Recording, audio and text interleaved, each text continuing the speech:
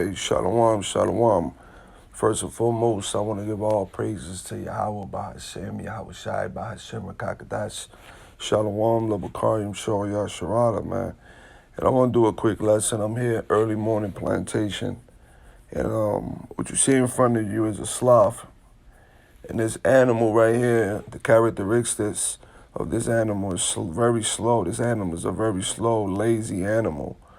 And we're going to get some scriptures, man, because if you truly about this ministry and this truth, you have to be, you have to be on fire. I mean, I know there's gonna be weeks that your spirit not gonna feel it, but you gotta constantly pray. You gotta constantly study. It's the only way you're gonna have your light within you, the spirit of truth, the comforter, your oil, the candle, to be lit up. And you want to constantly keep putting oil inside that lamp. You want to be, the wise virgins, 5 virgins that were wise and they kept oil in their lamps. You don't want to be the foolish virgins. And we can't be slothful in this. I know there's time the flesh always attacking us. Like the scriptures said, the flesh is weak, but the spirit is willing.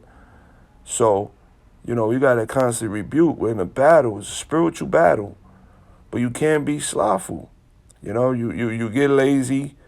1 week go by, 2 weeks go by. Now you notice you haven't done nothing, And the Lord, and listen, man, the Lord will slowly remove that candle beneath you, man.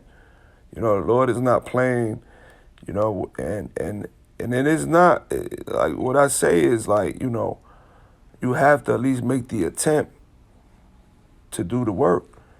You go out to the highways and byways, you do your videos, you study, you watch the lessons from the elders, you do your own lessons, you're constantly researching, going into some history, you got a lot of power in the palm of your hands, and it's the cell phone.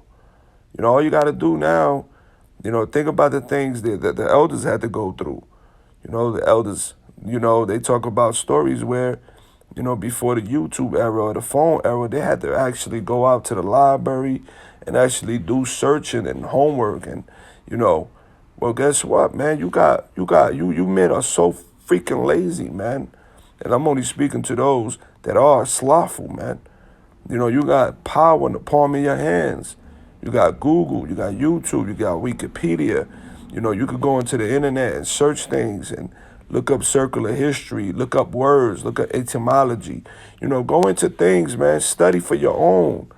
You go into the search bar, bro. Like the elders always say, type in whatever you need help in. Search, man. Do your own. Be diligent. Don't be slothful, man.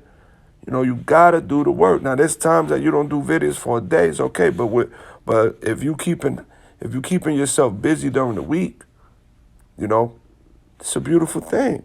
Now, I want to keep talking. This is a sloth for you, but let's start with this scripture right quick. Let's see what King David said. This is Psalms 23. I'm going to start at the top. Okay, Psalm of David, Dawadah. The Lord is my shepherd, I shall not want. He maketh to me lie down in green pastures. He leadeth me besides the still waters. In the green pastures, what do sheep do? They eat grass. They eat the pastures, So the truth is symbolic to that. The waters, the living waters is this truth. He restoreth my soul. Exactly. Okay? What happened to Adam? Huh? Adam wasn't a living soul. He was walking. He was lit, he was walking among, but when the Lord breathed into him his righteous ways, he restored his soul. And that's when he became a living soul, okay, which is this truth. All right. He leadeth me in the path of righteousness for his name's sake. Yeah, though I walk through the valley of the shadow of death, and he's prophesizing about this, man. The valley of shadow of death is Babylon the Great. This is where we at now. We're living in the last chapter of prophecy. We're living in the last scene of the movie, and that valley of shadow of death is us. Okay, Ezekiel 37 talks about it was a valley of dry bones, dead bones, death, which was the whole house of Israel. And then the wind breathed into them, and they got up on their 2 feet. They started, receiving the truth, and their souls were restored. And that's the end times. That's the time we're living in right now. Okay? Yea, though I walk through the valley of the shadow of death, I will fear no evil. We don't fear nothing. We fear Yahweh Ba'ashem Yahushua, man. For thou art with me, thy rod and thy staff, they comfort me. Which a rod and a staff is a correction measurement. It's an instrument to correct, which is the truth, man. Thou preparest a table before me in the presence of my enemies. This is the point right here. Thou anointest my head with oil, my cup runneth over. And this is powerful because this truth is symbolic of a table being prepared for you to eat. When the Lord said he was the bread of life, this truth, when you read these scriptures, at times they're symbolic as food, wine, bread, Well, guess what? Spiritually and symbolic, man, the Lord has prepared a table for us. And like King David said, his oil, his cup runneth over. This is what you want. This is what you want. You don't want to be like this. Okay? So let me look at this. This is Luke 14. Let's get this real quick. Verse 16. Then said he unto me, a certain man, this is Yahushua speaking. Then said he unto him, a certain man made a great supper and bade many, and set his servant at supper time to say to them that were bidden, come, for all things are now ready. And they all with one consent began to make excuse. The first said unto him, I have bought a piece of ground, and I must needs go and see it. I pray thee have me excused. And another said, I have bought 5 yoke of oxen, and had to go to prove them. I pray thee have me excused. So as this story goes, man, you got men out here that's going to have excuse, talking about, well, I'm going to get to it. I know I'm an Israelite. One day I'm going to go out there and do the work. I'm going to see what's up. But the Lord, man, listen, this is not a game, man. If you Israelites, so-called men out there that claim that you teachers and you got this knowledge, if you have enough understanding and knowledge to go teach, man, do the work. Don't be slothful. Verse 20, and another said, I marry a wife, and therefore I cannot come. And a lot of you men are going to fall because of women, man. A lot of you men are going to buckle up at the end because of these women. You know who you are, okay? You're going to buckle up, man. Verse 21, so that servant came and shew his Lord these things. Then the master of the house, being angry, said to the servant, go out quickly into the streets and lanes of the city, and bring in hither the poor, and the maimed, and the halt, and the blind.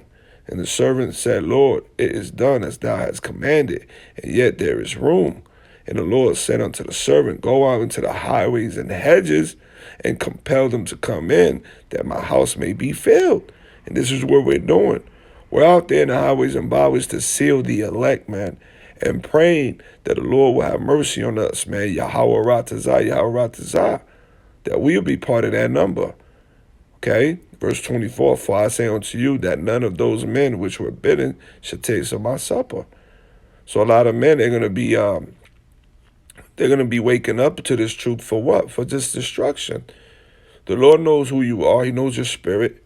And there's going to be men that the Lord is going to bring in. He's going to reel in, and they're going to be saved. The Lord knows those that are going to be the part of the house of David and those that are going to be part of the house of Saul, man.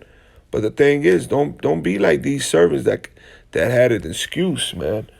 You men don't make excuse. You got power in the palm of your hands, man. A cell phone. You got power. Okay, you living in the age of information, which is easy access, search bars, Google, Wikipedia. Stop being lazy, man. Okay, this is Romans 12. I'm going to start at verse 10. Be kindly affectionate one to another with brotherly love. Don't be fake or phony in this truth, man. You know, one thing I noticed in this truth, you got to get to know your brothers, especially those that, you know, you out there doing the work with. Okay? And you got to be affectionate to one another. Brotherly love, man. And honor, preferring one another. Now, this is the point. Listen to this. Not slothful in business, fervent in spirit, serving the Lord. Now, let's go into these words. Let's go into business. Salakia. Let me go back. Let's go into business. This is the word for business. Strong's G 4710, spude. Spude. Now look at the definition. Haste, with haste. Earnestness, diligence. You see that? Diligence, man. Diligence. Earnestness in accomplishing, promoting, or striving after anything. To give all diligence, look at this. To give all diligence, entrance, oneself most earnestly. And that's how you're supposed to be in this truth, man. You got to give all. Scriptures say all, serve the Lord with all your soul, man. I think that's in the book of Ecclesiastes, if I'm mistaken. You know, matter of fact, let me see if I could get it real quick. Now that it's coming in my mind, if you brothers could bear with me. I think it's 12. Let me see. What is it? I think more of a, bear with me. Here we go. Let me highlight it real quick. Ecclesiastes 12 and 13. Let us hear the conclusion of the whole matter. Fear Yahweh and keep his commandments, for this is the whole duty of man. For Yahweh shall bring every work into judgment with every secret thing, whether it be good or whether it be evil. Okay? So the Lord we're being recorded. Your life is being recorded by the angels. Everything you do in this life and for this ministry, wherever the Lord chose you to do, don't be slothful, because the Lord is judgment. You know, he's bringing every work into judgment, every secret thing, whether it be good or evil. But it's your whole duty as a man of the Lord, a servant, wherever administration you're appointed to, man. If you're a reader, if you're good at history, if you're a prophet, if you're a teacher, if you're a cook, or you're whatever it is, man, the Lord wants you not to be slothful. Okay? Let me get one more. I think I have one more. Here we go. I'm going to end it with this. Listen to this. Look at this. Proverbs 21 and 25. The desire of the slothful killeth him, for his hands refuse to labor. Let me read that one more time. The desire of the slothful killeth him, for his hands refuse to labor, man. Okay? Listen, brothers, it ain't easy. You know, nobody's perfect. You know, if you're not able to do your videos every day, if you skip a day, okay, it's all right.